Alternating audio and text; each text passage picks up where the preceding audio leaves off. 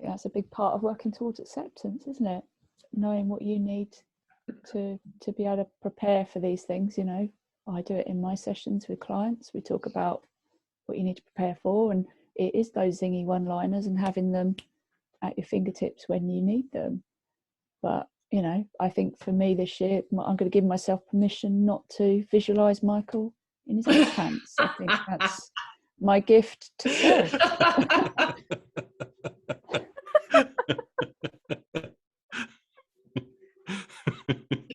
I don't have anything to say to that, other than that you just no.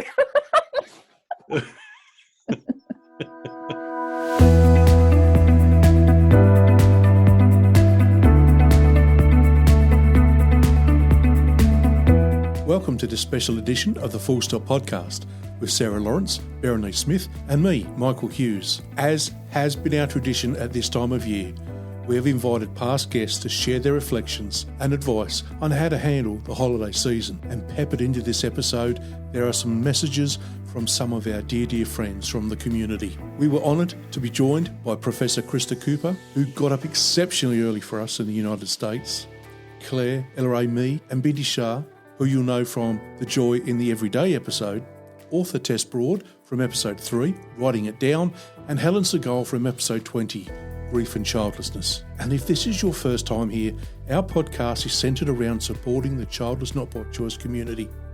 Our aim is to be a focal point for the community and with all our special guests, show you how to manage your grief and give a voice to all the issues specific to us. And by example, show that a full and happy life can be had without those children we dearly wanted. So that's enough from me. Let's get on with the show. And everyone falls silent. Good morning. This is the episode, what are we on? Episode 34 Yep, 34, of the yes. 34. Yeah, I can count. Hurrah. Of the alternative. No, the alternative kings and queens, not sure where the apostrophes go speech, episode 34 of the Full Stop podcast. Krista's here. Excellent. Lovely. So let's wait for Krista. Good morning. So good to see you. How are you? Hi. Can you hear me? Yeah. We can hear you fine. Yep. Yeah, we can. Good. Yeah, it's lovely to see you. We have started recording, but don't worry about that because we obviously we edit quite a lot too, so that's fine. Good to see everybody. So good Yeah. to see you. Yeah. So we have Bindi, we have Tessa, we have Claire, and yourself as well, Krista, and of course the three of us, and other people will be dropping in and out during the morning. It's probably Michael's most heavily edited episode. Is that right, Michael, would you say? Well, I think last time we did this, it went for about 2 hours. And because some people can't make it and they send us in voice messages. So we weave those in the recording. And I remember we were all sort of what are we going to do? It's 2 hours long. No, what does it matter? Let's just leave it 2 hours long. And that's what we did. And it still gets downloaded and still very popular. So one of the things we need to recognise, though, that Krista has got up exceptionally early in the morning. Oh, What time is it there, Krista? just gone 5. Oh my goodness. Oh, we're sorry. That's awful. But we're also very honoured and blessed. Thank you. I don't think I get up at 5 for this podcast. I'm my co-presenter. No, I'm happy to be here. Thank you so much. That's really, really lovely. So the episode today is about providing all our listeners with some reflection and some support over the holidays, because December is a real tough time. And then, of course, we go into January. Again, a tough time, New Year's resolutions and all of that stuff. And that's hard sometimes to work through all of that. And certainly in the UK, all the advertising on the television is ramped up. It's all Christmas and it's all family. I know from speaking with Jodie, the Gateway Women, their traffic always increases during December, and they're putting on an awful lot of events to support the community and their members as well. So what we try to do is gather everyone together. People will turn up at different times and drop in, drop out of the episode as you need to. If you need to leave, then that's fine. That's okay. We're not going to keep you here for the entire duration of the morning, but you're welcome to stay. And we will be just sharing a few words of comfort, support, reflection, and you can all meet each other as well, which is also one of the added bonuses of this episode that we haven't quite anticipated, but it does mean that people get to meet each other through the podcast too. If you don't already know each other, then that's also a nice thing to do. Hi everyone, it's Penny Raybarts here, wishing you a very Merry Christmas from Melbourne, Australia. Bear hugs and love to the team who make the Full Stop podcast a reality. Michael, Sarah, Berenice, your conversations and honesty often make me talk out loud to you, which has got to be entertaining for anyone in earshot of me out walking during a 1 hour lockdown walk. This year has been an eventful one in personal growth and meeting more amazing and generous people in this community. Included in that highlights reel this year was a dinner out with Michael and Vicky. The power of connection and conversation is a superpower. In Kiwi style, this year I won't be with my whānau, so I'm off to the beach wearing my jandals to stay at the batch. I'll eat fish and chips and drink Spates and roaring mead Pinot Gris from the chili bin. Season's greetings everyone. Aroha to you all. Harira. Hi, this is Katie from Chasing Creation, and I apologize if you hear background noise. I'm in a noisy island in Panama, but I wanted to take the opportunity to say hi and to just share a few of my thoughts about 2021 wrapping up, the upcoming holidays, and what I'm looking forward to in 2022. So 2021 has been really amazing for me in terms of being able to connect with so many incredible people in the childless community. I held my first ever Childless Collective Summit and had so many great speakers and attendees, and it was such a great way to bring the community together.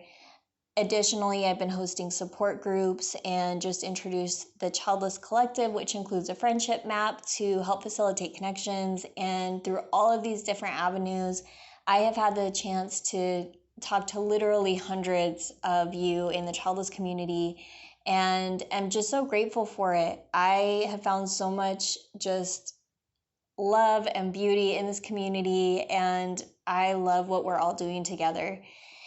And I hope that that continues in 2022. I'm really excited to see what that will bring and the new ways that we can collaborate and build support and community. And if you are having a hard time this holiday season, just remember it's hard for so many of us, and you're not alone. There's so many people who are feeling like you are right now, and it's okay.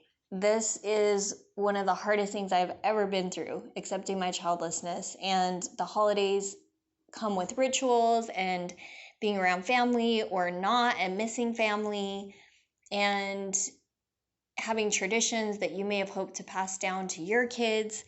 It comes with a lot. And I just want to say, you know, if you can go with the flow and accept that you're going to have ups and downs during this holiday season, and just be okay with that. I know it's hard, because how can you be okay with it? But it's normal. We're going to have grief, and that can coexist with moments of joy. And so no matter how you're feeling this holiday season, just move through it like waves. And if you need to take breaks, if you need to set boundaries, if you need time alone, all of that is totally good.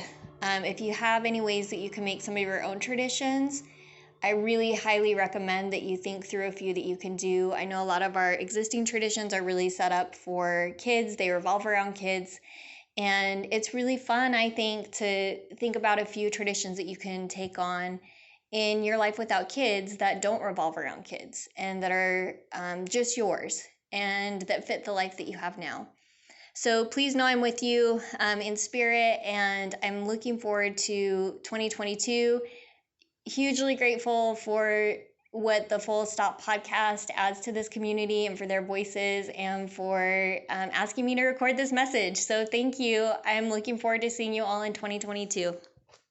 There we go. That's the purpose of this morning. I suppose we should ask, shouldn't we, about the holidays, if this is what it's about. What does everybody do for the holidays? Do you celebrate? Do you swerve it? What do you think? I'll go first if you like. Thank you, Tessa. I am safely landed in the land of acceptance. I'm probably the oldest one here. But I think I've always managed to be okay over the holiday period. I'm just lucky, I think. I think sometimes we have to be a little bit careful that because we're afraid of it being difficult, we'll miss out on actually some of the good stuff. I did do a blog on the holidays, and I might have sounded a little bit glib actually, because it was a bit more about diving in and trying to, the fact that if you are in a household with young children, the parents have probably been up since silly o'clock, and therefore, I sort of embraced the role of mad batty auntie, and I'm still awake, and I love playing with kids' toys and that sort of thing. So I think you can, because it's coming up. I think with the grief that we've all got, when you know something's coming, you know the dates, you know when it is, you can prepare yourself, put some self-care things in place, certainly be kind to yourself. I think the thing with our grief is it can bite you on the arse really randomly, and it's actually more, like with any form of grief, if your anniversaries and so on are often better than you think they're going to be, because you're ready for them. Having said that, last Christmas Eve, a young couple who live across the valley from us, sweet young couple, lovely, we're very fond of them, they're also very fond of us, gladly, burst into our home Christmas Eve with a picture scan of their baby. And I was completely astonished by my reaction, because it's over 30 years since I was trying for a child. But that gut-wrenching, stomach-churning, oh, hello that feeling, completely took me by surprise. I suitably gathered myself to, marvellous, delighted, having the child, brilliant. So that was a bit of a surprise to me at my stage. However, that couple actually, know my situation. He bought my book for his wife, when it was out, kind of thing. And the child was born in June, and the young lad, the young father, sent a text to my husband and said, "I've got some photos of our little baby boy. Would Tess be okay if I send them to her?" And I thought, well, that is, I've done my job. And Des said, yeah, she'll be fine, absolutely fine, send them. And I just thought, and they were a joy to receive, I think for the simple reason he knew that might be hard for me. And he's a young lad, he's a farmer, he's not, you wouldn't expect necessarily for him to be, he's just become a dad. But he put that little feeling first, and that meant a huge amount. So that gut-wrenching, 6 months earlier, gave me something back. So I think always prepared to be surprised, I think, is what I would say. I love that you said that the hello, that feeling, in giving that feeling, almost owning the feeling rather than the feeling owning you. Is that a fair way to say that? Yeah. Yeah. Because I had that earlier this week. I actually had a WhatsApp message from a cousin with baby photos, literally from the delivery room this week. And I thought, there's something in all of that choice, isn't it? It's the fact that he sat and thought, but also contacted your husband to make sure that you had the choice to say yes, no. I think it's lovely, and that's often missing, and it certainly was within my family this week. as well. Thank you so much, Tessa, for sharing that. I love that thought of you might miss the good bits. Yeah, I think that's lovely. That's a really lovely reflection. Thank you. Hi everybody, my name is Mariel Whale and I'm delighted once again to be appearing on the Full Stop podcast. I'm very happy to hear that the podcast are doing an episode about Christmas. I know it can be a very difficult time of year for people, and if that's you, then I have got a few ideas about how you could make it easier for you. And the first thing I would say is you can cancel Christmas. And by that I mean not that you literally cancel Christmas altogether, although if that's what you want to do, that's also fine, but just that you cancel it the way that it's always been done. And instead, think about how you might like your Christmas to feel and plan activities or things that might engender and generate those feelings for you. Or you could just stop, slow down and say, what would make a good Christmas day for me or Christmas period for me? What would I really enjoy doing? It could be going for a long walk, it could be watching a film, it could be cooking, it could be going away, it could be buying a new book and sitting reading it all day. It doesn't really matter what you want to do. If something that you want to do and it would make you feel happier and more relaxed than a traditional Christmas, then I think it's absolutely fine for you to do that, to curate Christmas your own way and not the way that it's always been done. So what I would just like to say is wishing you a very, very happy Christmas period. And if you don't celebrate Christmas and you celebrate something else or nothing at all, then a happy holiday period. And I have written a couple of blogs about Christmas on my website if you'd like to have a look at them. But if you don't, that's also fine. The most important thing is that you feel that you can do what you want over the Christmas period, over the holiday period, and make it work for you, hopefully free from expectation or guilt. And if there are things that you have to do this Christmas period, then try and carve out a little bit of time for yourself over that time to do something for yourself. So whatever you're doing, I wish you as happy as possible a time this year. Thank you. Hi, Helen. Good morning, Helen. Oh, sorry, I'm late. Don't worry, people are That's dropping right. in, dropping out. Don't worry at all. It's fine. Okay. It's lovely to You know see what we're everyone. like. It's lovely to see everyone. And you too. Good morning. We were just So, asking about I was what gonna- people do during the holidays. That's where we've got to at the moment. Lovely. What we're doing. Tessa's kicked us off with a really lovely reflection as well about missing the good bits and unexpected grief and how it can bite you on the arse. I like that phrase as well. Absolutely. Yeah. Yeah, this is a bit confronting for me because this morning, as I said, we had a Clan of Brothers meeting and we talked about loneliness and we talked about Christmas, and I'm now deep in reflection because one of the things that I said is, and Tessa, you've just sort of highlighted this for me, is, see, I always see myself as a good time Grinch, and it's not that I want to bring it down, but I just think, what's the point? And you saying, you know, don't miss out on the good bits has just actually really made me think about that. So, which will please Vicky no end because she's dying to put the bloody tree up already. Put the tree up, Michael. I think we'll have to buy one because we haven't got one. I think Claire was going to Claire. say something. Well, Yeah. I was going to sort of reflect on what Tessa had said about not missing the good bits, but also about preparation.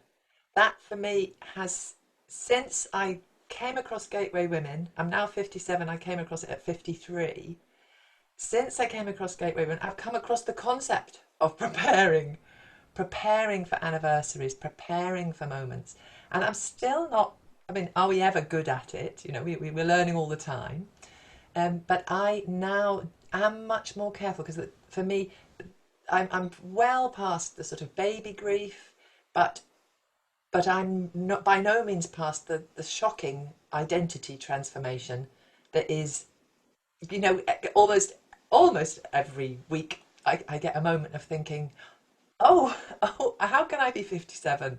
Because I haven't done being a mum yet, you know, and I'm in my situation, I am a step grandmother because my husband has children, but I only met him at 44.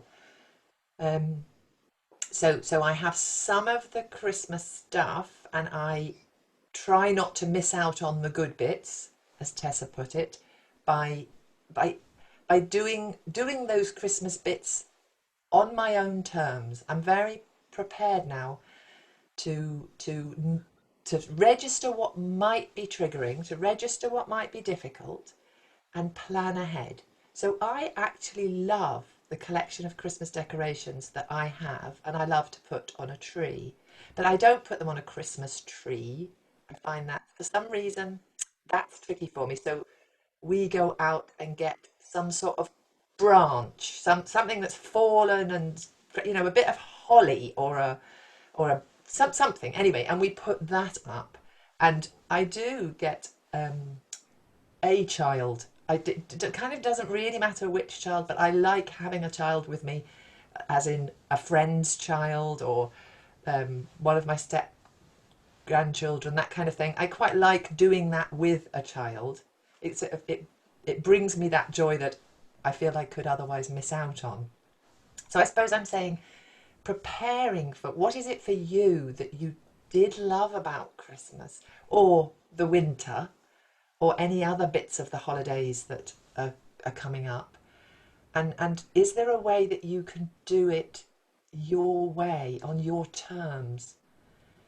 The bit that now really is triggering for me and I have to prepare for is my nieces and nephews, so my blood family, they're in their 30s, and some of them wanting children, and it will happen almost every Christmas that somebody makes an announcement, because that's when you're together. So that's tricky. And also the very fact of them, my children would be that age. So gathering together with a crowd of young people who are not terribly interested in me because I'm 30 years older than them, but they're all interested in each other. And that I can find super triggering, that I stare around the room with all of these young people in there, 30s, 20s, 30s, and I think, oh, where's my son, daughter? Where are my crowd of... And so I'm much... I don't know quite how to prepare for that this year, but it will happen. And other than knowing it's going to, so then being able to say, okay, maybe I'll slip away right now, or have a drink right now, or whatever it is. Just the preparation, I think, is really, really key. If you can, to prepare for it. I think though, Claire, to say that, you won't be anybody or anything. Don't do yourself down, because you can be as significant, and I'm learning that now. For example, in this summer, I have a dear friend, and have been very much a part of their children's upbringing.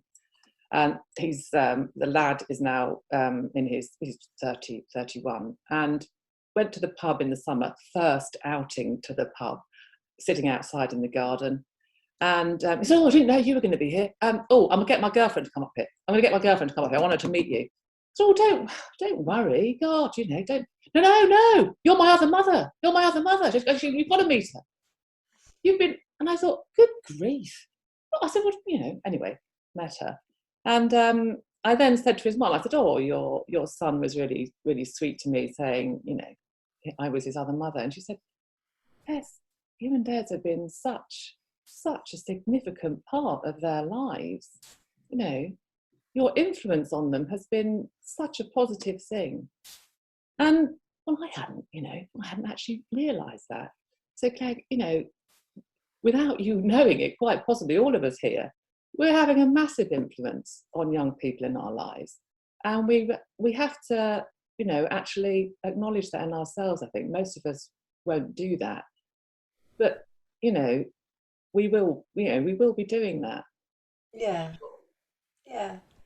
I love that, Tessa. I love that reminder. And I also love the sort of reminder that's within there, that you're having an influence, not just on young people in your life, but, I'm having an influence by being a good neighbour to my very elderly neighbours. I'm having a good influence by being a really nice customer when it comes to shop staff, or by being a really nice customer when it comes to, in hospitality situations where you're in a cafe. I'm not rude to people. I'm not, and that, just those little, and I guess I'm being an influence by running something within the Childless Not by Choice community So you're touching occasionally.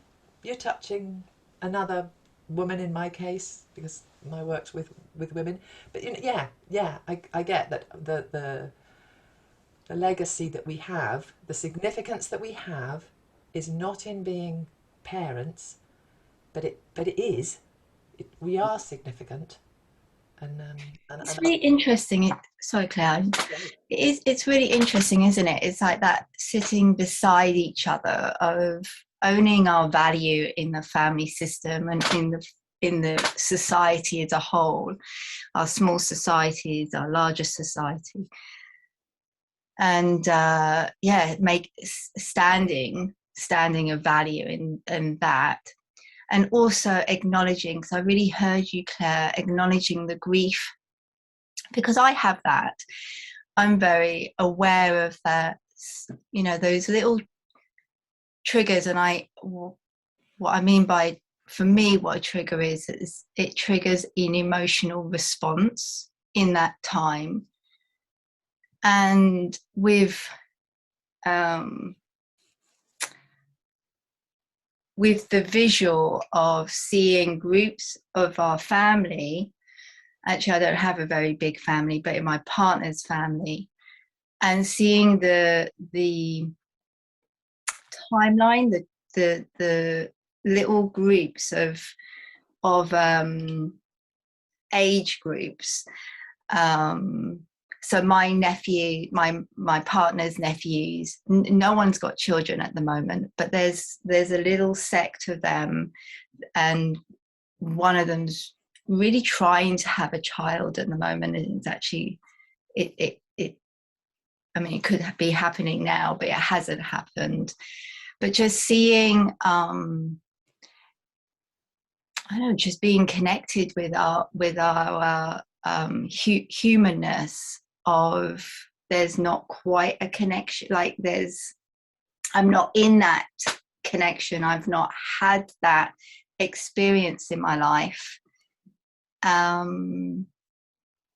It's really interesting, because I have that occasionally when I've not married. So I have a partner of 14 years, but we're not married, and not actually having that walking down the aisle and having all the family around me.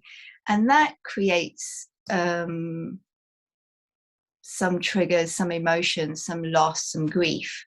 And also the childlessness will, during that time, so planning for that and creating, my mind's gone wandering now, but creating some ritual. I love doing it before the event rather than in the event. I think you're talking about that anyway, before the event.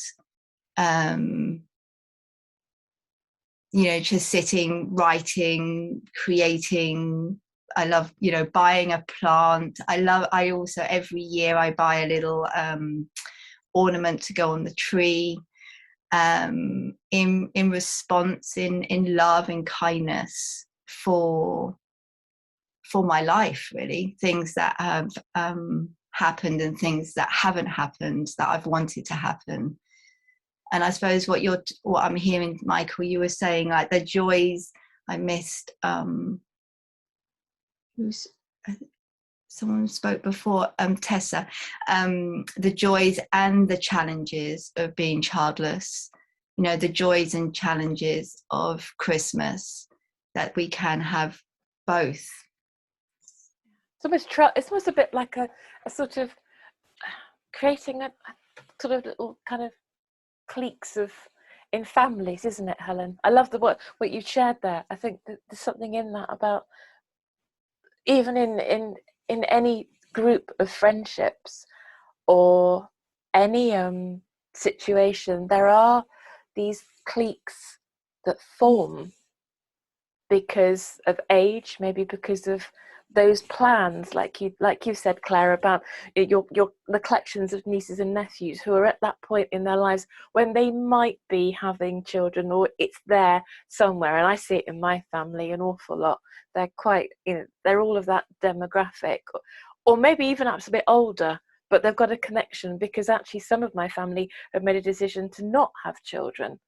they are child free, it's a choice of childless, and people then know what to do with them, because it's okay then to talk about it, and they're all part of this big present giving from which me and my husband are excluded, and we don't know that we're not excluded. They don't know that we don't know, but someone's obviously had a conversation, and someone's probably with best interest at heart has said, no, don't worry about Berenice, it's fine, it's okay, they don't need to get involved, but not thinking of the cause and the effect, that actually it creates a sense of there's a big divide there now because of that, because you don't know what to do. And then going back to the original conversation we first started recording about, you have to say something. I've got to kind of say something now, but someone somewhere has said, don't worry about that, they'll be okay. And I'm going to undo what they've said, but that's not their right to talk on my behalf without consulting me. And back to that choice as well. But it's almost like a sort of creating little kind of cliques of, these people do that, these people do this, and those people over there aren't part of any of those things, therefore they sit there. But unless we say this or create new rituals of our own, maybe this episode is one of those rituals. I kind of like to think perhaps maybe someone pops this on the 24th of December as a sort of okay, a bit like Bindi's ball of light that we talk about in the meditation. It's a kind of form of kind of maybe armor of actually, okay, there's some people out there who are listening to this podcast that you may not know are listening to the podcast, but they're listening along with you, who are part of your clique, your community, your people. But I was sorry, Berenice, I was going to talk about rituals. So when you said about the ritual of listening lovely, to Bindi, this, I'm glad you are. Dig me out podcast, so when my husband and I got married, and we wanted to actually create new rituals for ourselves for over the holidays. And obviously in the back of my mind, it was always like, okay, we're going to create this, and then we're going to have a family, and the family will come in. And so we did start doing things for ourselves, like the decorations, and just having, because we'd moved to a new house, so it was, everything was quite exciting. And then over the years, when the thing we wanted to happen didn't happen, it did fall away, because in that grief it was very, very difficult to get the excitement back, and to think, yes, this is something that that we both want to do, and we didn't. And actually the first year that we didn't do anything was when our cat passed away. And that was, it was October, and then I'm not doing anything. Didn't do any cards, any decorations, nothing. And actually that year really taught us something else. It taught us to do our own things. So different rituals, but our own ones. And above everything, to do something that we wanted to do and that we would enjoy. So whether it's like searching out all of the gluten-free mince pies everywhere and going and and seeing which the best ones, and which the ones I like, and which the ones my husband likes, and mince pie off, Bindi, mince pie off, we're going to do this. Yes. Yes. So all of the just things, and not make it a big thing around, the actual holidays, but just do things that, okay, we can just do new things, and also we can do nothing. And one year we didn't even have like Christmas lunch, just the whole day. We just had snacky things the whole day, the two of us. And we were like, do you know what? We can do whatever we want. We don't have to go see anybody. We don't have to see, parents. We were like, right, this is our time. We will do what we want to. And I think that's really important, because yes, the holidays are a time for traditional things, and there's things that people always want to do, and with all that, you've got your grief, you've got your journey within wider society year.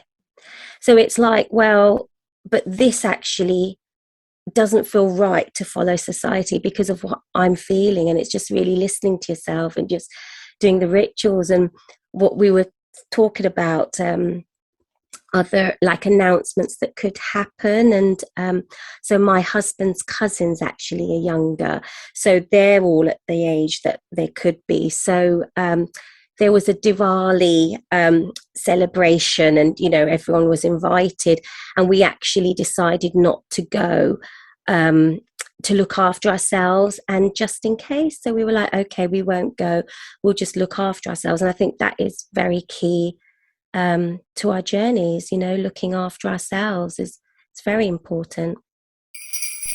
Well, hello there, the Full Stop podcast. Sarah, Berenice, and Michael, and all of your fabulous listeners. It's me, Savella Morgan of the Childless Not By Choice podcast. Well, I wanted to stop by for just a moment to wish you a very happy holiday season. Merry Christmas, Happy Hanukkah, and I just wish you all of the best as we continue to make our way through some most trying and difficult times. I want to ask you to please take it one day at a time. Have grace for yourself, have grace for others, even those who do not understand the life of the childless not by choice, especially during the holiday season. Exercise those kind but firm boundaries. Be kind to yourself. Do what's best for you. It's not called selfishness. It's called common sense and wisdom. And so I just want to wish you all the best. And I want to thank the hosts of the Full Stop podcast for always inviting me in. And I promise I will be in live at some point in the future if you have me back, if you ask me again. I hope you do. But in the meantime, I continue to wish your podcast well and wish all of your listeners well. Until we speak again, bye. Hi there. I'm Kate Kaufman, a proud guest on the Full Stop podcast this year, and author of Do You Have Kids? Life When the Answer's No. Thank you so much, Sarah and Michael and Berenice, for your leadership. You really are creating a worldwide space of candor and support for the childless. And I don't know about all of you, and here I'm talking to all of your listeners, but I feel like 2021 has been a really pivotal year in bringing the experience of being the experience of adulthood without parenthood out of the shadows. And the silver lining of COVID seems to have created the conditions for us to extend our hands across the waters and over mountains to close in on the spaces between us. I'm so grateful to the community of advocates around the world, podcasters, researchers, authors, and anyone who finds the courage to speak up. I feel now genuinely connected to each of you. And to those who are taking this all in, listening and healing, there are now so many ways to confirm you're not alone. You're not.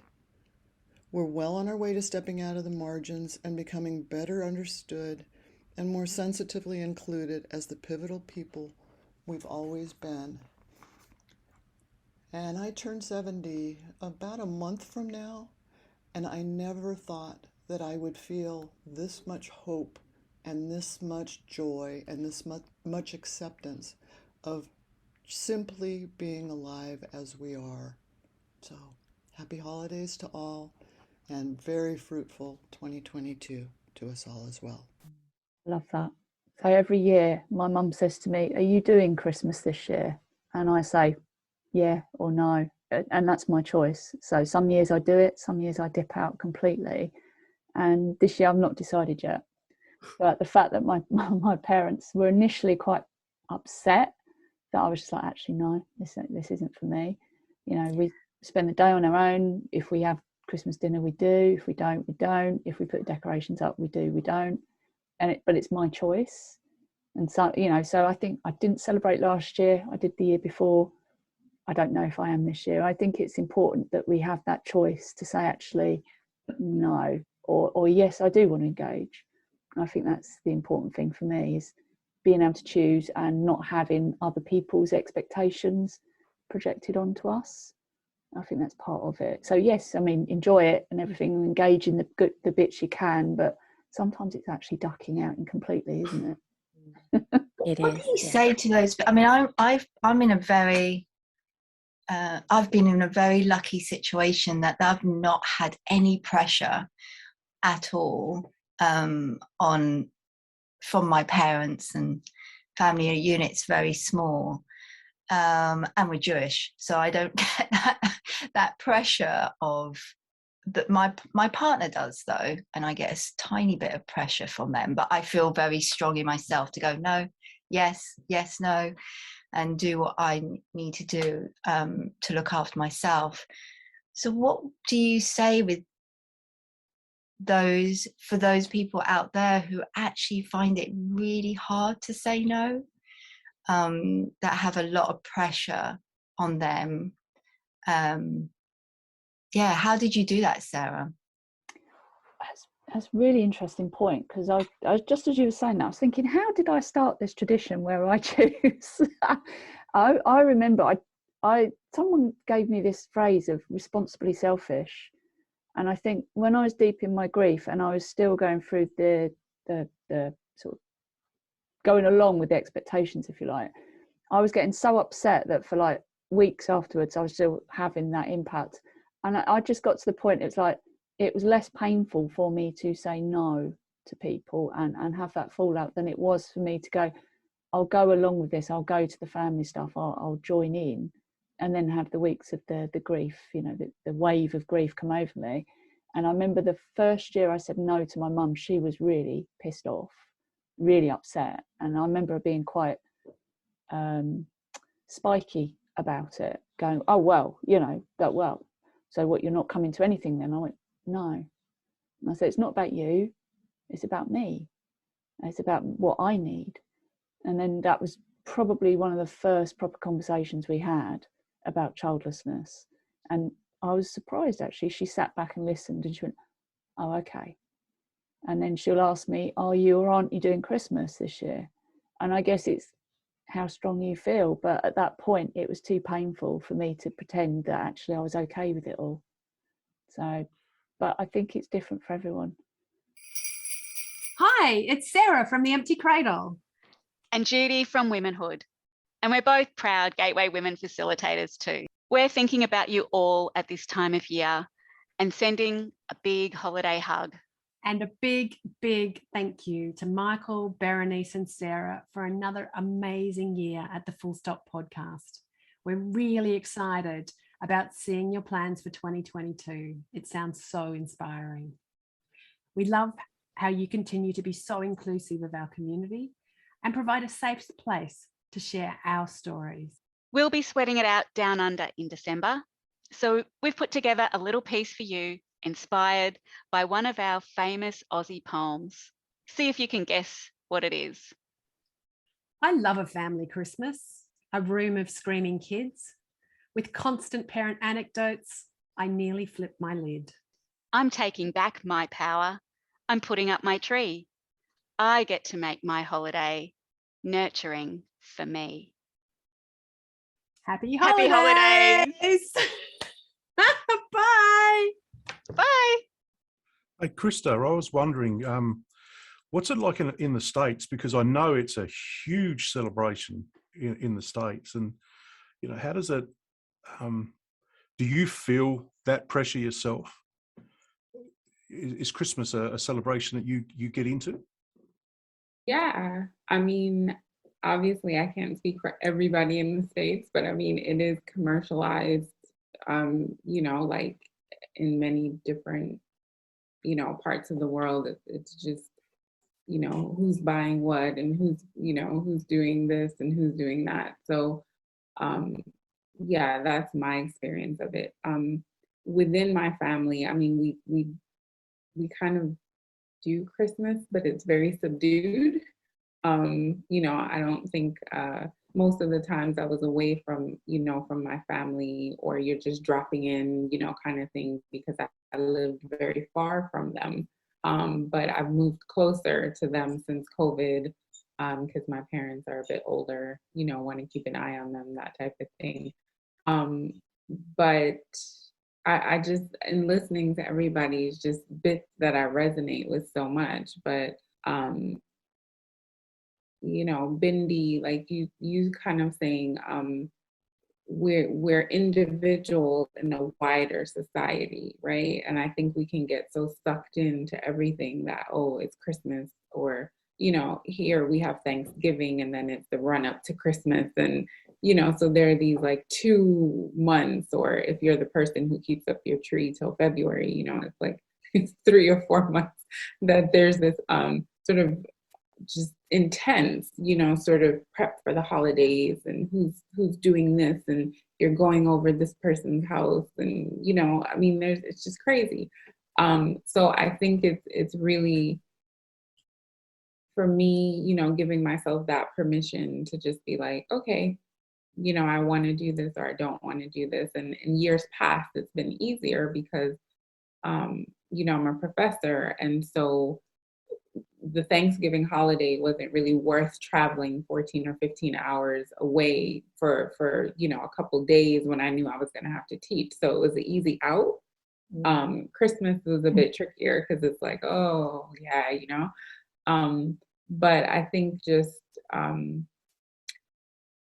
really just recognizing that, you're in situations where you're going to be around people who are partnered or married or whatever, and really just, if you're choosing to opt out if you want to, which can be hard because, there is that expectation, like, where's such and such, what's going on? And with me, for example, I'm not married, in my 40s, like whatever. So there's that scrutiny, I think, where people are kind of like, oh, but I propose that people have a pocket full of one-liners. They're very helpful. So, I had that happen a couple years ago where aunt and uncle were there and they were like, oh, still no kids yet, that type of thing. And I just kind of looked at them and sort of lovingly smiled and was like, I would really love for you to get out of my uterus. Love you, but no, just no. That is wonderful. Just no, it's not okay. Like, it's just not okay for you to do that. And so I don't think they meant, I think it's just one of those things that people, but it was just like, for the first time, I was like, no, that's just not okay. I don't want to have this conversation with you. And it's very imposing for you to, just kind of think that it's okay. And it was in front of a bunch of family too, and I was just like, no, let's not do that. And that felt very empowering as well, that I could, say that for myself. Like, I just don't feel like that's appropriate. And I don't want to have that conversation with you. I still love you, still whatever, but you've crossed a line and it's not okay. Yeah, I think that's great, Krista, to say, have a pocket full of one-liners. When you were saying, Sarah, about how, and Helen, about how did you actually say no, I was scurrying around to see, because I wrote this down as a quote that actually Nigella Lawson, I don't think it was actually her said it, but she's used it for saying no. She just says, sorry, but I will have to give you the second best answer, a quick no. And that's it. The second best answer. And then just, yeah, and have that one and have your other ones for the have you got kids yet scenario. Obviously now my hair's grey, people don't ask me that anymore. But yeah, just but why don't you just, as your part of your preparation for the holidays, get your stock answers and learn them so that you don't miss that opportunity. I think so often I think of great things I should have, could have, would have, should have said later when I'm mulling it over. If you've got a lovely stack of them, even if they're in your phone and you think, oh, hang on. Hi, Michael, Berenice and Sarah. It's Annie Kirby here, just popping back after having been a guest on, I think, the second ever episode of the Full Stop podcast way back in July 2019. You've gone from strength to strength since then, and it's so amazing to see. And I'm personally so grateful for the work that you do to support the childless not by choice community. I'd like to send you and all of your lovely listeners the warmest of wishes for Christmas, New Year, Hanukkah, or any other festival that you might be celebrating at this time of year. And I really, really hope that we get to catch up either online or in person in 2022. I think we need to do that. We need to publish some. Krista, we're going to have to team up and write some. Read a book, one-liners. We can all put together a list or something. We can all share with others. We could go sit there. You've got some, Sarah Lawrence. You're very good for the one-liners. You don't know it, but there is some things. There was something I was talking about. Oh, it was to do with the podcast, and there was something that was on Twitter the other day that a friend of mine who also does a podcast, Conscientious Leaders, it's amazing, a lady called Ruth, and she shared a thing on Twitter about a podcast host asking a question, and this was gone. This clip goes on for ages. It's a good 5-minute run up to the question. And I shared with Ruth, I said, oh, Sarah's fantastic at this at the podcast, because she literally will say, fuck, that's awful. How did you feel about that? And I can remember you doing that once on something, because there was no words, whatever the situation was, and I can't remember the episode. It was just so awful. You just think, what am I meant to say in response to that? And you just came out with it. And you were just like, fuck, that's awful. How did that feel? You're the queen of the very quick questions, but also very good at your one-liners. I love your one-liners. No pressure, Sarah. Oh, thank you. I can't think of any right now. I was going to ask anyone. You will do it 1 in the morning when I'll think of one, which is what I always do, Tessa. Yeah. That thing where I've in a situation, a really weird conversation I had about the thing about paternity leave, where in the UK they've got this thing coming, or it keeps being talked about, where people can go to their bosses and ask for leave because they've adopted cat, or primarily it's a dog, because cats just sort of turn up, but dogs just arrive and it's difficult. I know. And my mum was getting into a conversation, I think, and some other relatives as well, and about paternity leave, and because I've got a dog, and did I have paternity leave, and what did I feel about this? And it was only sort of about 1 in the morning that I kind of thought of a million one-liners I could have come out with, but the situation was so unexpected, as if I was somehow qualified to know, because I've never experienced maternity leave, and also not recognising that actually I've worked in jobs for way too long, stayed in some really, really crap jobs, because I was hoping for maternity leave, not paternity leave. And actually, this is a highly inappropriate conversation. The only qualification I have is I have a dog. That is it. There is no other reason that I should be contributing this conversation at all. But could I think of a one-liner at the time? No. But if I had a book of them inspired by Krista, I would have an answer to that. But it just made me think of something else. What was that show that used to come up?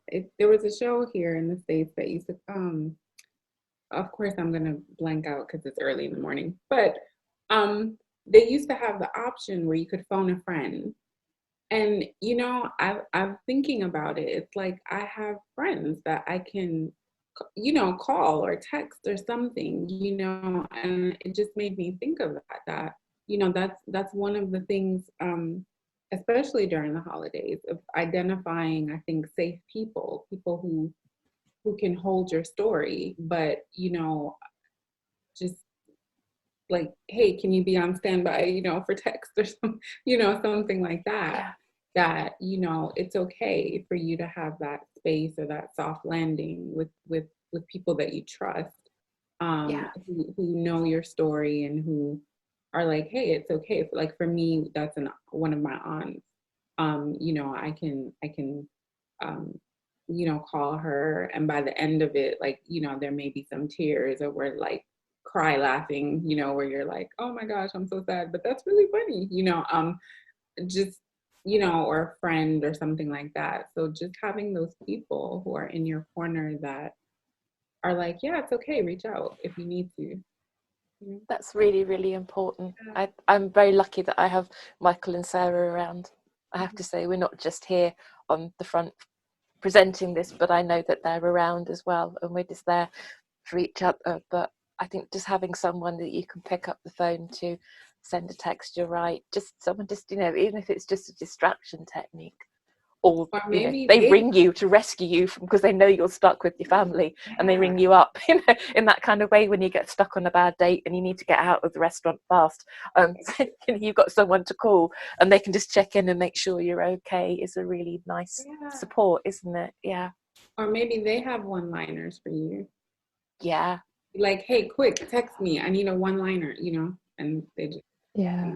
Yeah. I was going to say, wouldn't it be great, like as a gift, if we all share our best one-liners, so that people that are listening have got them ready to hand, almost like their starters to bring together their own. Oh, what do you reckon?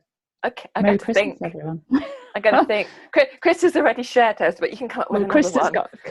That was an ace one. I was just like, yes. 5 a.m. as well. I'm so impressed because I was. Well, if anybody else not got one, my one that I started using was basically when sort of people said to me, "Have you got children?" Mine was "Not that I'm aware of," and I can't remember. I got it off somebody. It was not one of mine. I can't credit the person, but what it does is you go, "Well, not that I'm aware of," and obviously as a woman, they go, "What, eh?" And then you're in with a different topic of conversation while they're trying to fathom out what you've just said. So that's my favourite one. My answer to that one is always something like, "So you're asking me if I've had sex?" Because actually, that's kind of what you're asking. And is that really dinner party conversation, or even is it appropriate for a networking event? I mean, to be honest, because often that happens in business networks. People go, "Well, so have you got children? Are you asking me if I've had sex?" It's a little bit over familiar. Do you not feel, for the situation that we are finding ourselves in today? Yeah, same thing. I don't quite know what to say. I can get away with it. I don't think I would have said that before, but yeah, I do say it now. Yeah, or mind your own business. But I tend to sort of, or if it's a learning opportunity, but that's a bit of a longer one-liner. That's not even a one-liner. But yeah. Hi everyone, at the Full Stop podcast. I'm delighted to be back to speak on this Christmas special episode. My name's Katie Schnitzler and I am from Mist Workshops. So just in brief, I educate and raise awareness about pronatalism, childlessness and related issues, including miscarriage and infertility. So I am honoured to be asked to come back, to be honest. But yeah, I just wanted to really talk about, how difficult this time of year is, and also give you some positives to end the year on. I think we all just have to appreciate that this is a really hard time. It's a really triggering time of year, isn't it? And I don't know if you feel this, but I find the build-up can be harder than the actual day sometimes. It's a bit like, if you've got certain triggers in the year, like certain dates that trigger you, it's the build-up can sometimes be worse than the actual day, and on the day you surprise yourself with how you handle it, but you're not to know, are you, until it actually happens. But yeah, just to say that you're not alone, and just from this podcast you can visibly see how you're not alone as well. And I think this is just incredible work. Sorry, my cat's just joined me. I don't know if you just heard her purring. I think it's undeniable that Christmas is a triggering time, and you can feel quite isolated and quite excluded as well. And it's like part of you enjoys the festivities and the nice things about this time of year. Whether it's going out for meals, getting dressed up, Christmas food, buying people presents. those things could be quite nice, but then it's almost like there's this cloud, and it's always there anyway, all year round, of course. But I'm wondering if people feel the same, that there's certain times where it gets bigger and it feels like a bigger weight. And then there are other times where it's still there, but it's more manageable, it's smaller and you can kind of get by. But yeah, I think Christmas is a time where it gets pretty dark and gloomy, and it can affect your whole self. And you've also got this pressure of, okay, I know I need to be present and I feel obligated to see certain people at Christmas. It's really hard when those people have children and you just cannot be around that. Or that if you do, you can't say no, it's going to be really triggering for you, and you're going to have to almost get that mask out, put that front on and pretend. It's really exhausting. From a workplace perspective, we find certain triggers happen at this time of year. So, for example, people having time off for Christmas nativities, parents asking for, certain times off so they wouldn't want to work Christmas Day, Christmas Eve. And it can become a bit of an us and them. We're trying to raise awareness about these things. They do enter the training, actually, certain points of the year, and certain examples of where there may be unfair treatment for parents. So it's certainly something that we're trying to educate about. So yeah, it's difficult in your personal life and often your working life as well. I think it's really important to take time for yourself and actually be able to decline certain things that are going to make you feel negative and sad, triggered. So actually, if you've been asked to go to 3 different houses and all of them have got children and you're just feeling really panicky about it, it's actually okay for you to say no and do whatever you need to make yourself feel a bit better. I know some people are able to be around children. They may be at a different part of their journey, but from the research I'm doing, I'm working with a lot of people who are currently in that journey, and I know that they're quite concerned and anxious about Christmas. And it's having that space as well, isn't it, to just take that time to reflect on the year. I know self-care has become a really big word, and yeah, it is important. What is going to be better for you so that you can just get through this difficult time? It can be really hard to find positives at this time of year. However, I wanted to just share with you some positive experiences that I'm ending the year on. And I hope that this will inspire some positivity in you as well. So, first of all, we're working with a really big organisation at the moment. And even the fact that they have approached us to do this work has made me feel really positive. So for those of you that don't know, Miss Workshops, we raise awareness about pronatalism and we train managers, HR professionals about potentially discriminatory practices that probably most people don't realise are discriminatory, or, just centre around people with children. So they create alienation and that feeling of exclusion. So, yeah, we've been working with this organisation and we've been conducting research. So we've run surveys and interviews, and just how many people have come forward to talk to us about their experiences.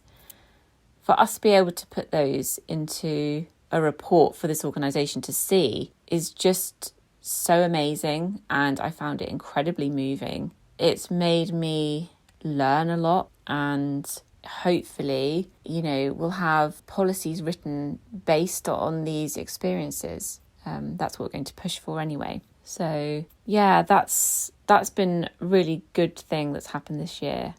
And we have got more organisations who've contacted us to work together next year. So I wanted to share that with you because it has given me a bit of hope And yeah, it's really rewarding work when I'm doing this. I just feel like some positive has come out of like very dark times, if that makes sense.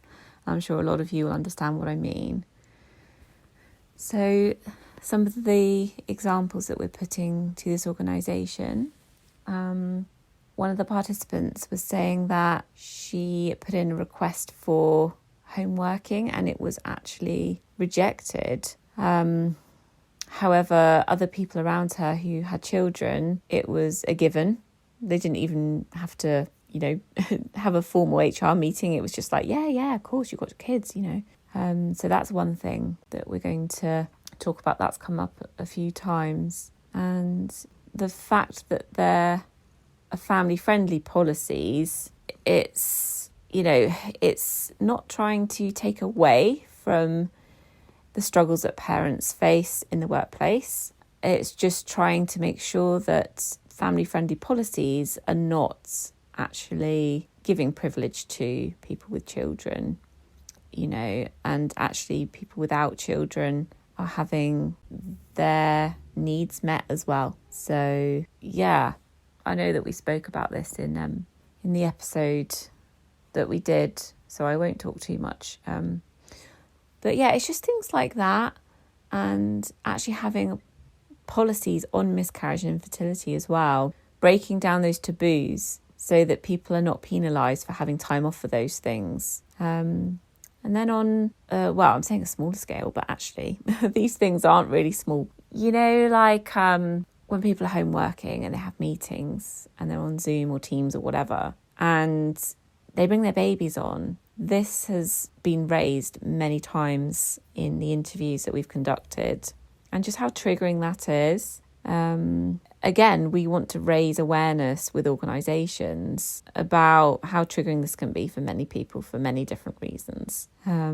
Photos on desks, pregnancy announcement emails. So we've come up with lots of solutions to some of these issues. And some of them will be formally written in policies. Others will be more guidance and raising awareness through the training. But yeah, I just thought I wanted to really share that with you because it has left me with some positivity to end the year on, and I hope it does the same for you. If you wanted to have a look at the work that we do, the website is mistworkshops.com, MIST, and yeah, some of the work that we've had in the past has been because an employee has sent our website to HR to show them what we do. And yeah, we're more than happy for you to do that. If we can help, we will. So yeah, we do the work which I was talking about, of course, the policy writing and training. But we also conduct research because that was something new we started actually, because there was a need for it. So we can actually tailor the policies to the organisation's needs based on different employee experiences as well. So yeah, we're quite tailored to meet the unique needs of companies. So yeah, please do share that if that will help. And I think it stops you feeling like you've got to fight the fight on your own as well, just to show them that actually there is training available on this because it's so important and it's so pervasive, these issues. They're not uncommon. So yeah, I also wanted to thank the podcast team for the amazing episodes. It's become a bit part of my self-care routine. So I'll listen to an episode, when I'm cooking or, going for a walk, and it just, it's really inspiring, really moving. And I'm really looking forward to seeing what other topics come up next year. And yeah, thank you again for putting this together and doing this alongside your paid jobs as well. It's just amazing. I have told some of my participants about the podcast, and yeah, I had some feedback, a couple of them said they couldn't believe it existed, and oh wow, you know, they again feel less on their own, and you're really building a community, and that's another thing that's inspired me this year. So thank you so much, and thank you again for having me. I really look forward to keeping up to date on the work that you're doing and perhaps working together again. And to the listeners, I hope you have a peaceful Christmas and you do whatever you need to do to make you get through it, and you can actually have some joyful times as well. But yeah, thank you so much again, and Merry Christmas and a Happy New Year to all of you. Take care. Bye. I'm stumped. I haven't got one. That's because you tell stories. You educate people. People just probably steer away from me because they don't want a story. I'm getting to that age now. We like I'm that guy during the war. You can always tell a story now if you like. Oh no, they just come like that. Oh, I haven't got one, but because I don't get that question very often. So I'm actually feeling I'm feeling a bit left out. I'd really like to have some of these really crafty and one-liners, but yeah, look, Krista's one won't work for me. That could be a bit strange, but it might actually confuse people and then, quite nicely. And then if I use Sarah's, then that has a whole different context. Yeah. You could use mine. Mine's kind of anyone could use mine. All right, okay. All right. Yeah, you can. You can have that. That's my Christmas present to you. There you are. Oh, thank you. It's all right. Yes, I used for a very long time, and it doesn't occur so much anymore, being the age I am, but it does still occasionally.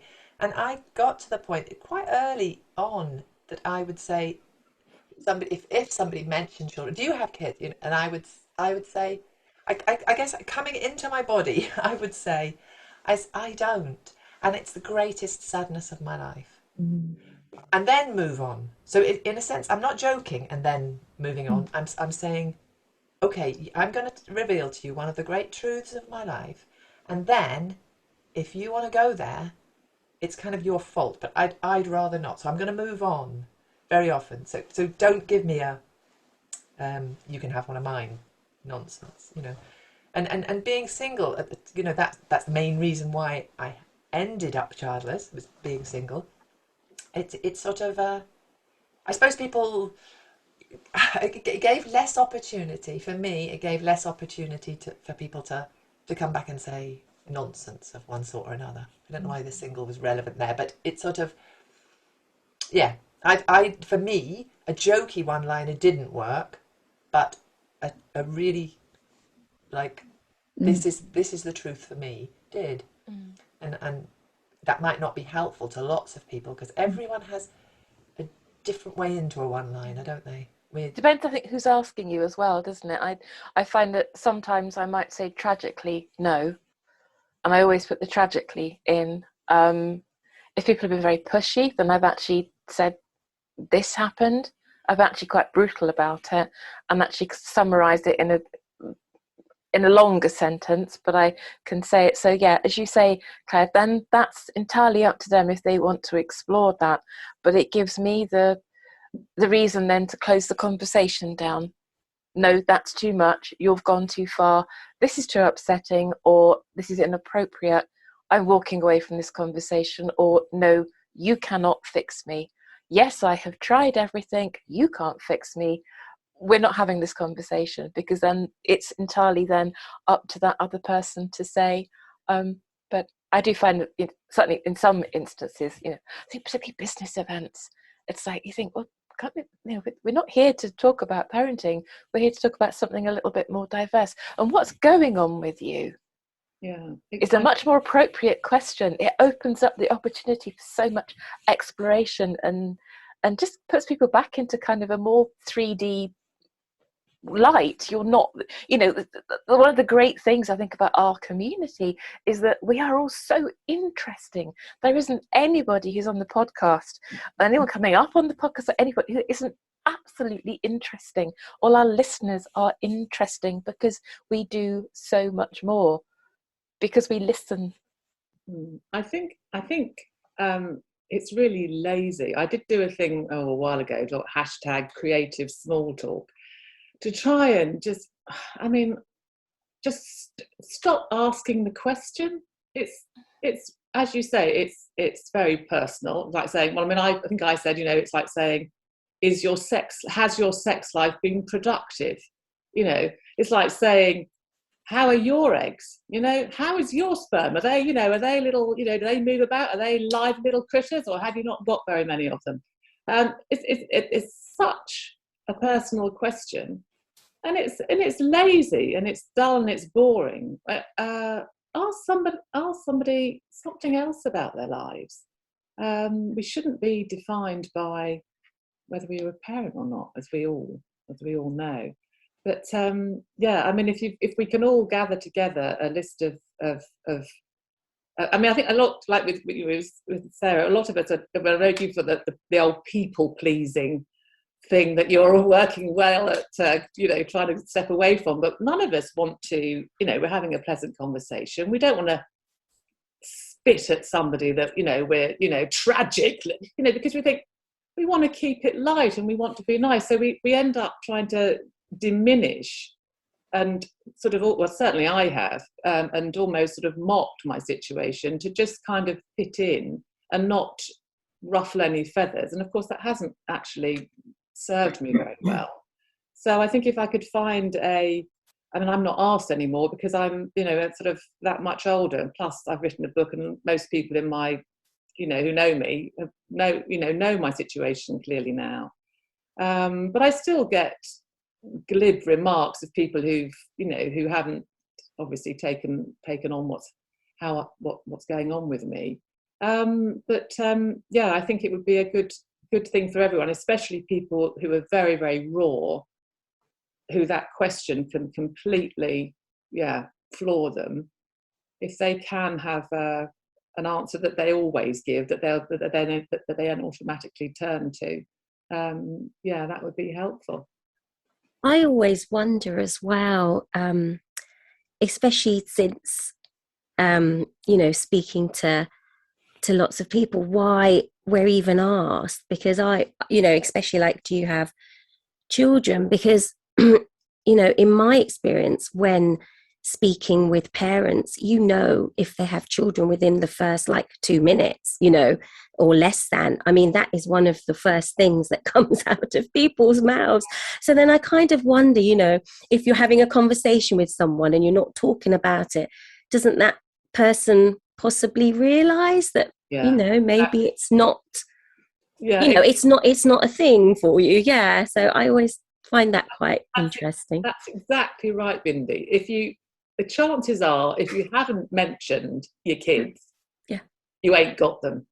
Yeah. So if people would just be aware of that, although I suppose not everyone mentions their kids, do they? But a lot of people would, certainly introducing themselves. Yeah, mother of two. Not so much though, Michael, is it with fathers? Right. You don't hear, CEO of pharmaceutical company and dad of 3 under 3. You don't hear that so much, do you? No, not really. No. But I do have to say that I was on a presentation a couple of weeks ago with work around gender equality, and it ended up there.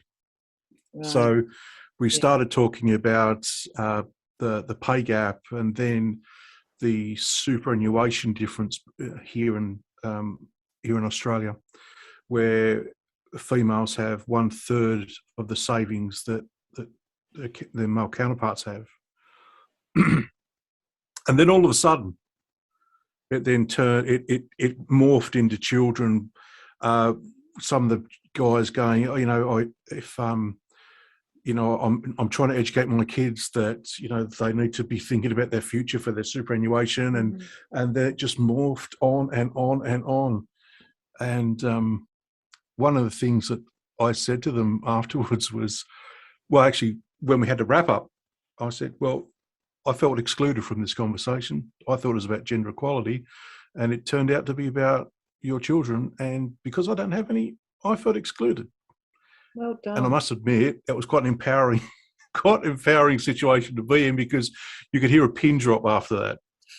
I've had the same actually, even our gender thing. They did the same with us. It was at the university here in Cambridge, and it was gender pay gap. And actually, the one that came after it was all about childlessness. It was about National Infertility Awareness Week, and actually, it was amazing, kind of how many parents overtook that conversation. And actually, that wasn't the point of it. And again, you say a lot about the pay gap and about that. And in fact, just yesterday, the podcast, we replied to it on Twitter about The Guardian sharing something about equality with women in the UK, an article, and came up on our feed. And the conversation went very quickly from women to mothers. And actually, no, that's incorrect. That actually, in the experience of our podcast of the Full Stop and the conversations that we have had, that equality applies to women. It applies actually across genders, but it applies specifically women, not mothers, because actually there's caring responsibilities. We digress into an entirely other conversation for another episode that I am quite sure that we will have lots to say on and lots of guest requests for. But it is, it's amazing how sometimes these conversations can get taken over, isn't it? And that description comes in. I remember there was a chap who came up to one of those conversations that we had about gender inequality, and it was again around all that. And he was a father of 4, and I thought, and he was very quick to point that out. And you think that's quite unusual. And I did think then, how many other men are on this call who aren't? Who are now being closed down in that conversation, and they're the people you want to be talking to.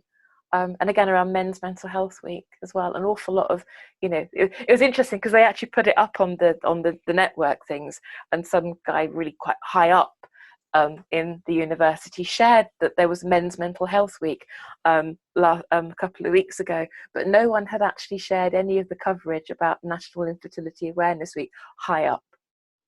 I thought, oh, that's not going to happen next year. I'm going to make sure it's not, noted. But it's what people are more comfortable talking about and comfortable sharing.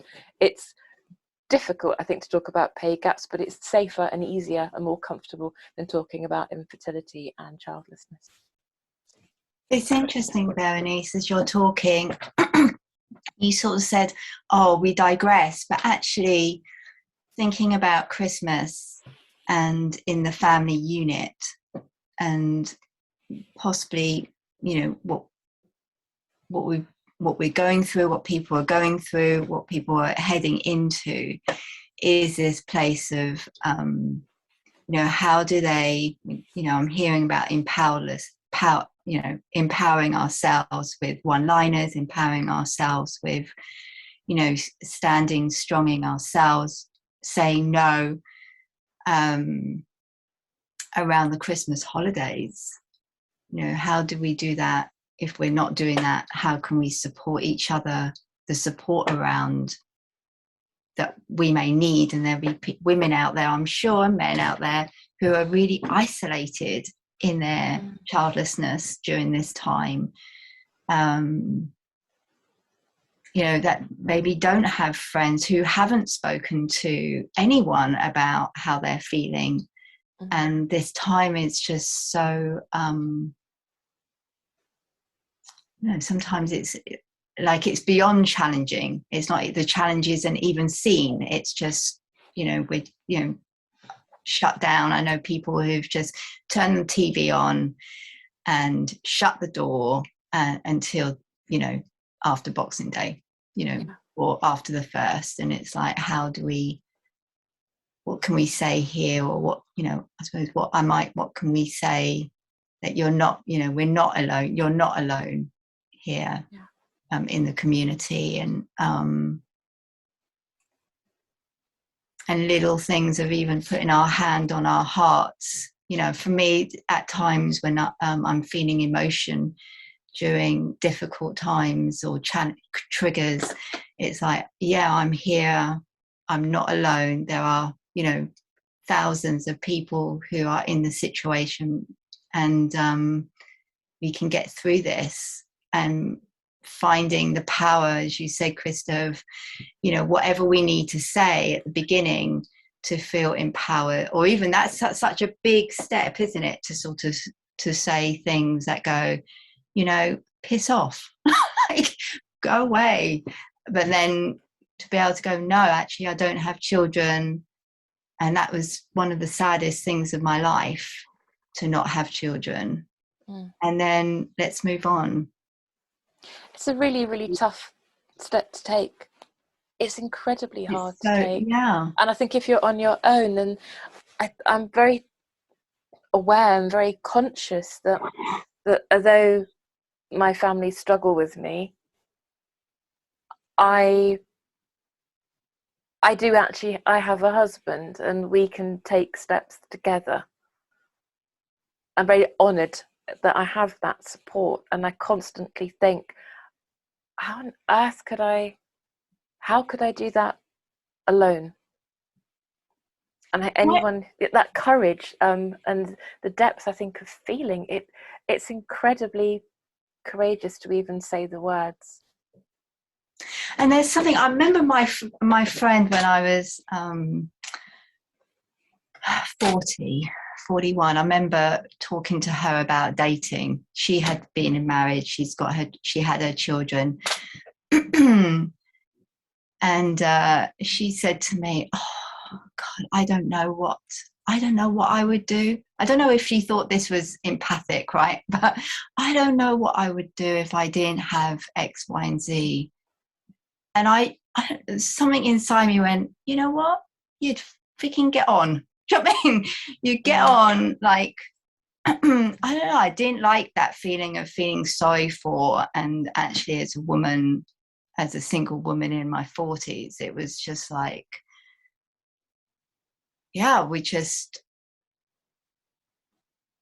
there's not a powerlessness in that. It's just like, we are who we are, and we're getting on with our lives the best we can. And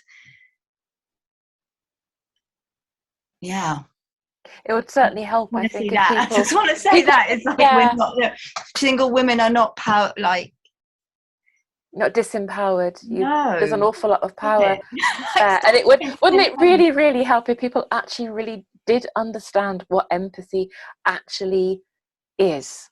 If we actually started, I mean, because the temptation, as you were talking there, Helen, I was thinking the temptation, of course, with any human being is to fix. Even on the mental health first aid course recently, I was given, as Bindi, when we talked about this, I was given a fix, and I was told by a successful IVF mum that I should have tried her clinic. Yes, I should have done. Yes, you should. And I'm thinking, we haven't done the empathy part by this point, and that was day 2. This is day 1. And I thought, oh, this is a whole lesson there for you, love. Because actually it felt like, oh, this is too much. And what it occurred to me was that she's trying to fix me. And actually, we'd all do a hell of a lot better if people backed off the fixes, regardless of what they might know. And we had the space to be the people that we are. Because an awful lot, I think, of Christmas and the holidays and any celebration that we have is it's got to be perfect.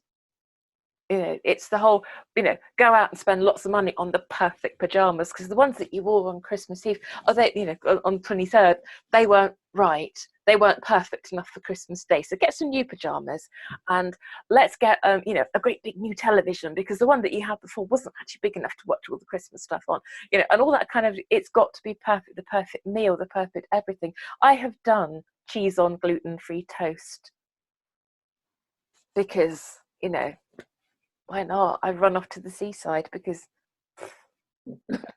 great thing about my family not actually knowing what to do is that they don't know what to do with me, therefore I just go and do something else. This year I'm at home. But if people stop trying to fix and trying to give the perfect definition, this perfection of everything's got to be right. And I kind of wonder sometimes, if I had have had children, that pressure on families to be perfect too is probably why most people, I would imagine that most people probably really actually hate it. That pressure to conform themselves, you know, that the kids have got to be in the best outfits and well behaved and not go on some kind of sugar high somewhere sort of by, you know, 10 in the morning because their nieces and nephews on the other side of the family are all being perfect. And oh my God, there's an awful lot of pressure to conform for what is a short amount of time. And often these stories can be like legacies handed down in families forevermore. My family has an awful lot of stories from when I was probably about 6 or 7 years old or something and found the Christmas presents.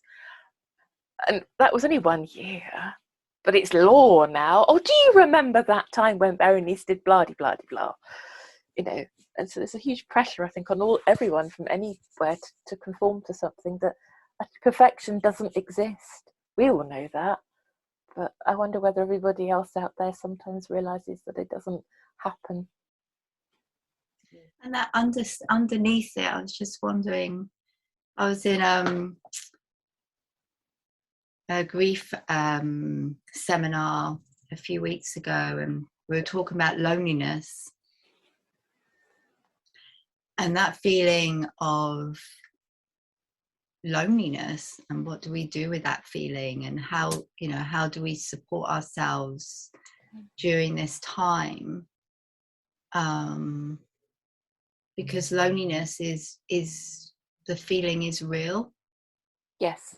And maybe, I don't know, underneath the trying to be perfect or fantasizing of everyone else is having a perfect time, is that actually we're really feeling lonely, and what can we do to support ourselves in that loneliness, or to soothe ourselves in that loneliness, and then find a way to connect. And I know I've been talking about it on Facebook, on the site, and about, you know, I work here on my own, and it's like I love going down to the park and saying hello to the dogs.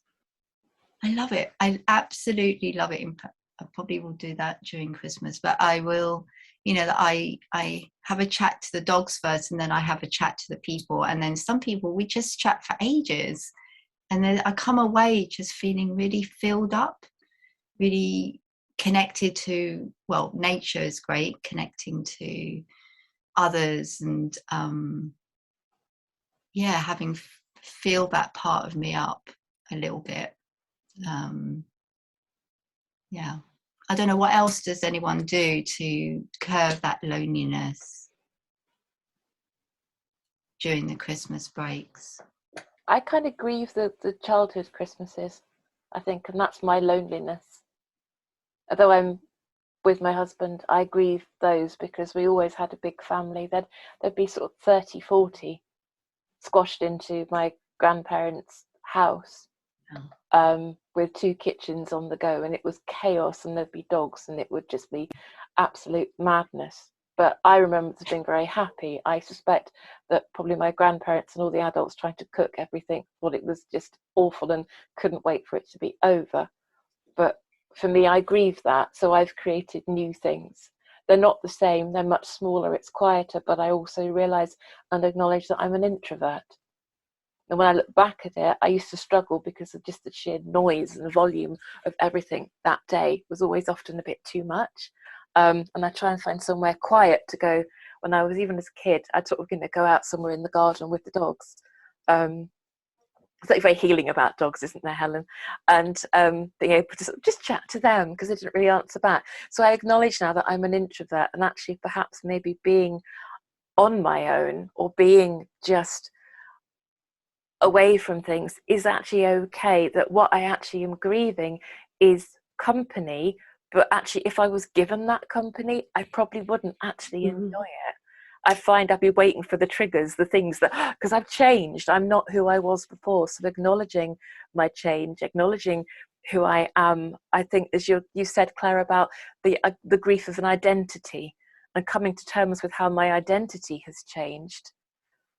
I think is a big part of me coping with that loneliness. My husband is older than I am, so I'm very conscious that possibly in years to come, I may be celebrating this day on my own in my next stage of my life.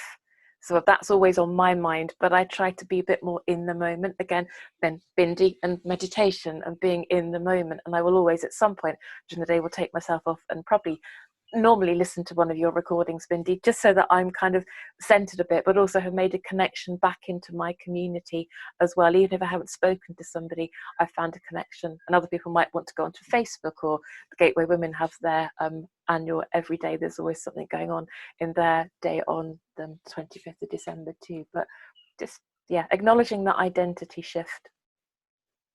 Yeah, and remembering that it's a day, isn't it, or a few days. I think that's get caught up in all of the pre-holidays, the pre-Christmas things as well. So remembering that it's a day. And at a networking event years ago, a lawyer said to me that he would go to the office on Boxing Day and he would be the only one, and the phones wouldn't stop ringing.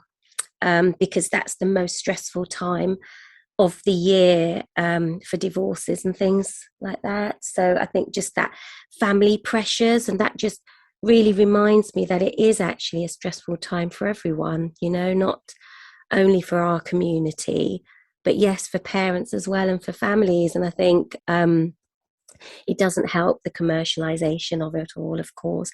And maybe it is a matter of taking back that day or that time for yourself and doing what we said earlier, the rituals, doing the things that we want to do. Maybe it's, you know, reading the books and going to the park. And I also speak to the dogs, and I usually only speak to the dogs though. I don't really bother speaking to the it's mostly just the dogs. So I think it's, you know, taking back that day, really, isn't it? That lovely phrase, take back control. You know, take it back and just and also that whole gathering thing, because I have to remind myself as well, would I really want to be at a big gathering? Would I really want to be there? And, you know, however much I think, yes, I'd love it, I know that I wouldn't. Yeah, I know what you mean, Bindi. One of the things that, one of the best Christmases I've had recently, remember I'm the Good Time Grinch, is that my parents had gone overseas to have Christmas with my sister in the UK. And my brother and I we're okay, but we don't have a very close relationship because of, well, we probably don't need to get into that. But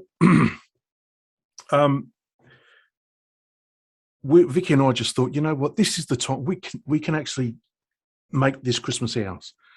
Because the only reason we ever did Christmas was because my sister would come over from the UK, you know, mum and dad.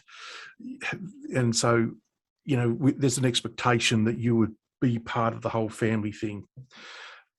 And our role was always to do the cooking. So we would actually work all day to create a meal for that just one day that everyone could enjoy.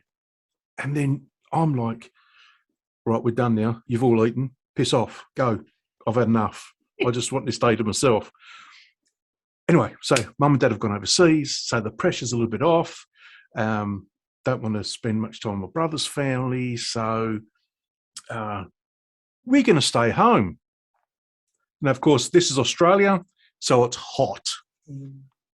So closed all the doors, closed all the blinds, and put the air conditioner on, sat and watched TV, and did nothing. That's it. And it was one of the best Christmases. One, because we did what we wanted to do. Yeah, and but we also took back, like you say, we took back today. So with a bit of luck, this year I'll be I don't want to give you any visuals, but, you know, like I might be in my underpants and the T-shirt, air conditioner on, and just, you know, sit and watch TV, and that's it. That's what it's about, isn't it? I won't go there, Malcolm. It's about finding your own traditions, finding things that work for you. I mean, for example, there's obviously lots of kids' movies on at Christmas, which obviously you can access them any time of the year now. But obviously we haven't taken our kids to the cinema to see things. But, you know, there's Shrek, Happy Feet. My husband and I, we love those kids' movies. There's something for adults in all of them. We love them. There's a whole loads of them on at Christmas.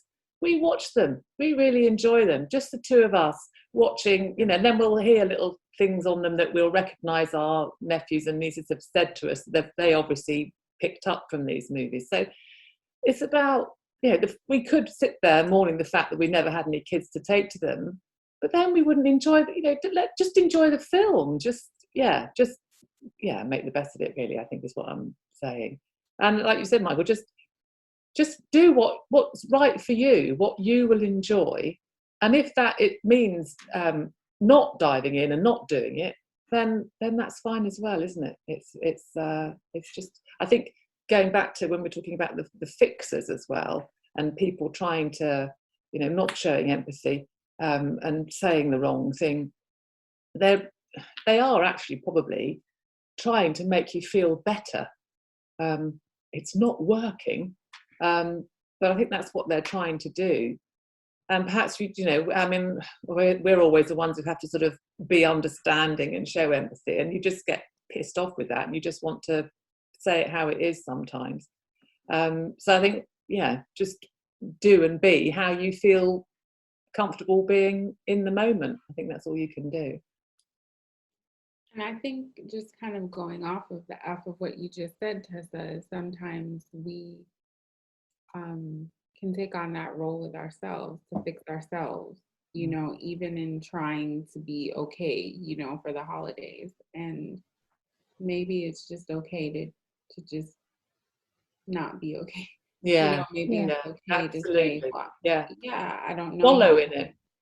I don't know how I feel, or I feel really sad, or, you know, I feel whatever it is, you know, that you're not a project. And we can, I think, internalize that, you know, and kind of say, well, I should feel, or I should, you know, and you're shitting all over yourself, right? Like that type of thing. And it's just okay, you know, for you to feel how you feel, and to have people to support you in that, and kind of say, yeah, you know, I hear that you're not doing okay today, and maybe that's okay for you not to be doing okay,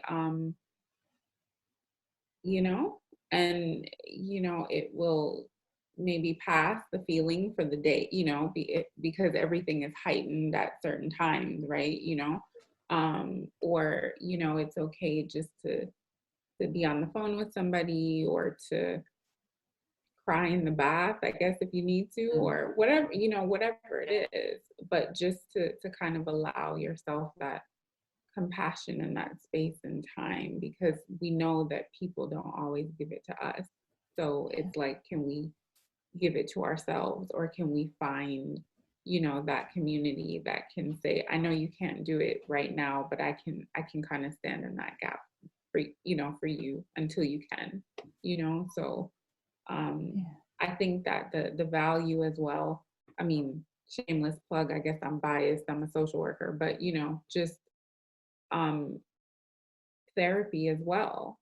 You know, I think some people talk about PrEP, and it's like, if you're in therapy, maybe that's something to review with your therapist and say, hey, you know, holidays coming up, got some real interest in family, you know, or whatever the situation is. And, you know, can we PrEP? Is there something that, you know, we can do to kind of review to help me, or maybe exploring that with your therapist and just saying, you know, I don't know how I feel, or you know, and that's all part of self-care as well. You know, so.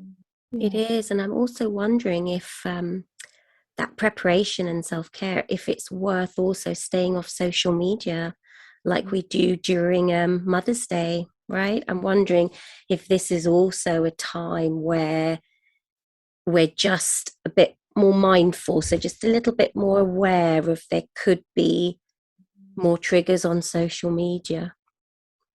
Yeah.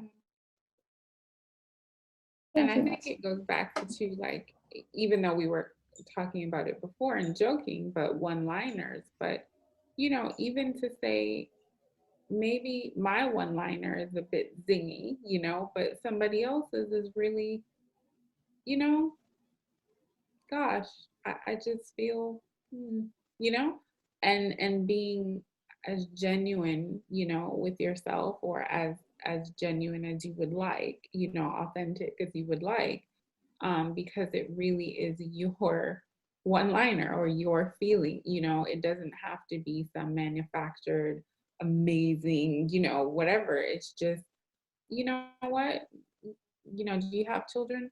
Actually, you know, I really don't like to talk about that because it makes me feel sad, or, you know, whatever. It doesn't have to be. And again, just, you know, discernment and depending on who you're talking to, right? But it's just okay, I think, for you to just be and feel how you feel. I think that's a big part of working towards acceptance, isn't it? Knowing what you need to be able to prepare for these things. You know, I do it in my sessions with clients. We talk about what you need to prepare for, and it is those zingy one-liners and having them at your fingertips when you need them. But you know, I think for me this year, I'm going to give myself permission not to visualize Michael in his underpants. I think that's my gift to self.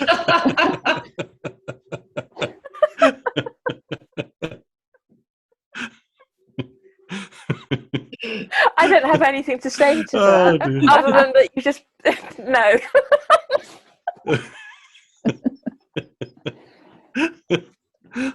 Is that payback for the opening part of the last episode, episode 33, when he edited in the bit that we wanted to edit out? It opens up with us talking about words on our phrases we put on our chest.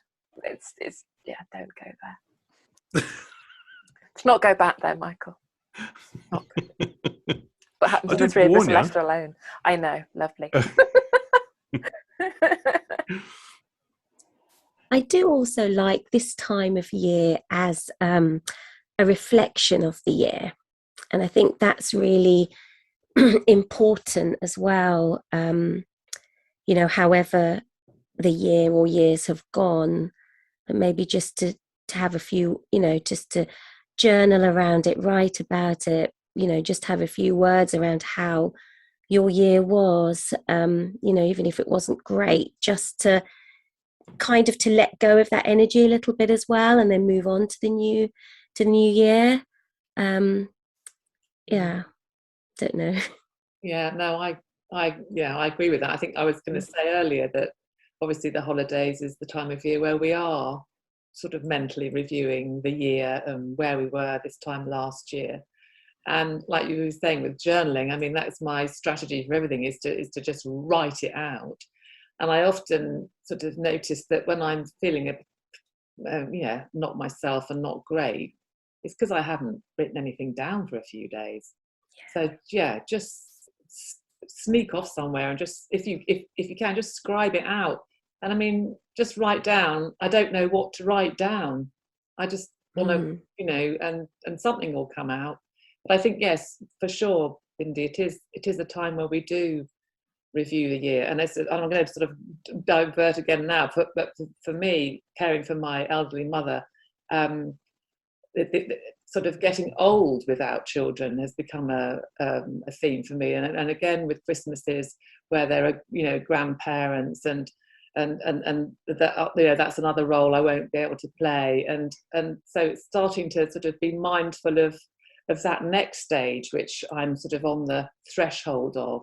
And again, about preparing yourself for that. And yeah, finding your own strategies. We're all very different. We're all individual. I think we find our own strategies. And I think if we can't find them, just trust that you will. you will get your strategy. You will find that one liner that really works for you, or several of them. I think we sometimes, perhaps we're floundering about, worrying that we're not coping. If we just say to ourselves that we will cope, we will be all right. This is temporary.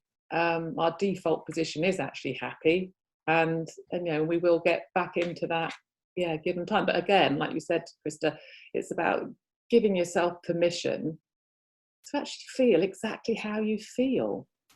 Not, I should, but it's Christmas, I've got to be. No, just be how you've got to be.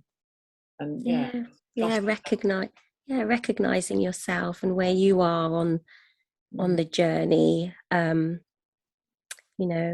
If it's all new, and then the new rituals, and it's a lifelong, isn't it? That I think that's the thing as well, to remind ourselves that it's not that, we're a few years on from the grief, we get triggers, things can come up, and that's for everyone. And it's just, taking each year as it comes, each day as it comes, each moment as it comes, and just, letting us, I totally agree with you, Tessa. I'm a big writer, and it's something that can just let those thoughts out of your mind. So instead of them, swirling around endlessly, put it on the paper. And I've found so much comfort and release by writing it down. So I highly recommend that for everyone. Wow, we've got some really top tips here, I think, for people, haven't we, helping them cope with the festive season. So thanks everyone for sharing. I think it's been really useful. Thank you very much. It feels like a really nice, natural place to bring this to a close. Any closing last messages or thoughts that you have?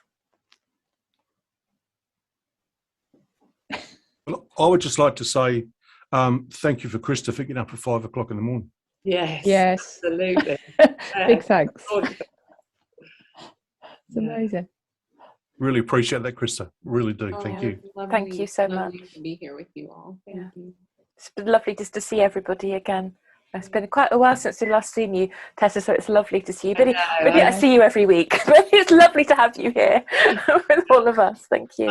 I'm so pleased I've joined. It's lovely to meet new people as well, and you do such a great job. I do listen, but I just don't sometimes join in so much. But no, it's been great. We know that you do. We're very, very, very honoured for your support. And Helen, it's been ages since we've been speaking to each other. It's been lovely to have you here with us too. I've loved your words as well. It's brilliant. Oh, thank you. And I don't know if you're still recording, but even if you don't have the words, just putting pen to paper, and just moving that pen creates exactly where you are, and just honouring that space. So it's that's what, connecting to that. That's really important too. We'll put all of the links to all of the things that our guests are getting up to in the show notes as well. And lovely. Thank you very much. Sarah, Berenice and I would love to thank all our listeners for your support throughout the year. We are continually amazed at where you're all listening from. And this show would not be what it is if it wasn't for our generous guests, and we'd like to thank all of the guests we've had so far in the show. Now don't forget, you can also follow us on Facebook, Instagram and Twitter, and you can find the links at our website www.thefullstoppod.com, where you can sign up for our newsletter, which will be even more important for 2022. And as always, as many of our guests have said this episode, you are not alone. Hi everyone, it's Vicky Hughes here, Michael's wife, and yes, I do exist. I love Christmas, but Michael is the Grinch that stole Christmas. So please feel free to bombard him with messages on how he should embrace the spirit of this time of the year. I would like to thank Berenice, Sarah and Michael for all the work they put into the Full Stop podcast. I love the connection you all share. I love the laughter, I love the tears, and I wish I was there to hug you both. And thank you for being the voice for those who can't speak. As I reflect on this past year, and after listening to your past guests and their inspirational stories. This has encouraged me to make changes to my life. I lost my job due to COVID and felt lost and depressed. I decided to go outside my comfort zone and I applied for a job working with children with special needs. I must admit I thought I would be heartbroken and quit the very first day, but to my surprise, I love my new job. I have a little bus that I drive to take these amazing children to school and home again, and for that time I like to think that I'm making a difference in these children's lives. I also have a little welcoming party at the school waiting for Vicky's bus. This makes me feel so special. It really lifts me. And Michael's also commented on how much happier I am. Who would have thought? I lost my voice a long time ago and I never sing out loud. But I have this one child who is the very first to pick up and the last to take home, and we sing together every day. We have the same taste in music, and I think I know most of Adele's and Ed Sheeran's songs now. Just don't tell Michael. This beautiful child is helping me heal. I feel I've been awoken, and I'm so glad I pushed myself to do this. I hope everyone has a wonderful holiday season, and remember to do what makes you happy. Oh, and Berenice, I think I could be very happy living in Cornwall.